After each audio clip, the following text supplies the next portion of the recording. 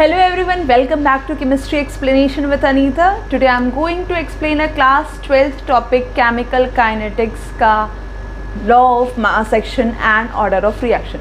Yes, Law of Mass Action बच्चे confuse हो जाते हैं कि Law of Mass Action जो है कहाँ अप्लाई करना है. Basically Law of Mass Action पहले आया था जिसके अकॉर्डिंग कॉन्सेप्ट था कि रेट जो है किस तरह से डिपेंड कर रहा है.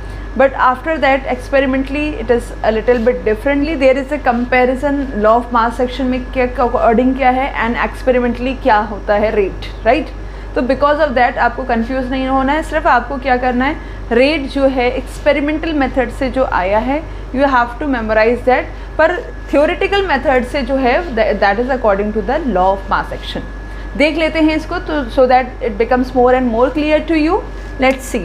लॉ ऑफ मास एक्शन के अकॉर्डिंग एक रिएक्शन है, suppose A plus B gives you C and D. These are the coefficients. Okay, ये रिएक्शन है.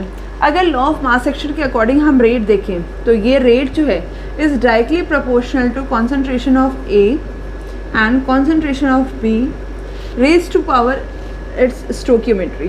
ठीक है, जो भी स्टोकियोमेट्री होगी उसकी पावर बन जाएगी.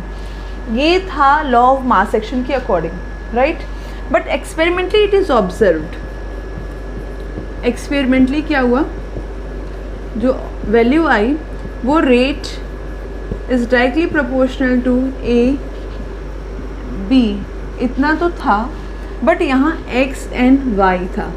It means it is not necessary जो X Y है इज़ इक्विवेलेंट टू A और B रहेगा. कुछ भी पावर हो सकती है जो कि एक्सपेरिमेंटली ऑब्जर्व्ड है. तो आप कभी भी ये अपने आप से नहीं बता सकते हैं कि x की वैल्यू क्या होगी, y की वैल्यू क्या होगी. You have to calculate, then only you are able to write the value of x and y. ठीक है, दिस इज़ एक्सपेरिमेंटल. कोई भी अगर आपको किसी की भी रेट लिखनी होगी तो आप यहाँ कोई भी हैज़ार्ड वे में ABCD नहीं लिख सकते हैं कि यहाँ A लिख दिया B लिख दिया. यहाँ हमेशा वेरिएबल डिफरेंट होगा जो कि एक्सपेरिमेंटली ऑब्जर्व हुआ है. ठीक है, ये हो गया. अगर हमने ये रेट को डायरेक्टली प्रोपोर्शनल का साइन हटाया तो हमने लगा दिया K X B का Y. ओके, इसी में एक और टर्म आ जाता है ऑर्डर. ऑर्डर क्या होता है, इट इज़ द पावर, जो भी पावर से स्टोकियोमेट्री का सम जो होता है दैट इज़ द ऑर्डर. जैसे कि X प्लस Y, ये ऑर्डर हो जाएगा. किसकी पावर है, कॉन्सेंट्रेशन टर्म की. In the rate law, this is called the rate law. Rate law. ठीक है, रेट लॉ ये हो गया एक्सपेरिमेंटली जो ऑब्जर्व हुआ था. लॉ ऑफ मास एक्शन के अकॉर्डिंग ये है. ठीक है, तो हमें कौन सा यूज़ करना है, हमें ये वाला यूज़ करना है बिकॉज. और अगर आप सोचोगे कि मैम ये भी दे रखा है तो ये सिर्फ थ्योरेटिकल पॉइंट ऑफ व्यू से पूछा जाता है कि how you can compare what is the difference between the law of mass action and the rate law.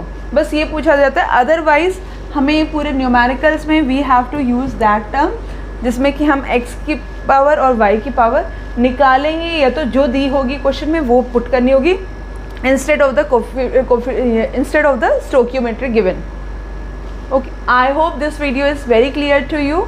अगर आप अभी तक सब्सक्राइब नहीं किए हो तो please like share and subscribe my channel. Thank you.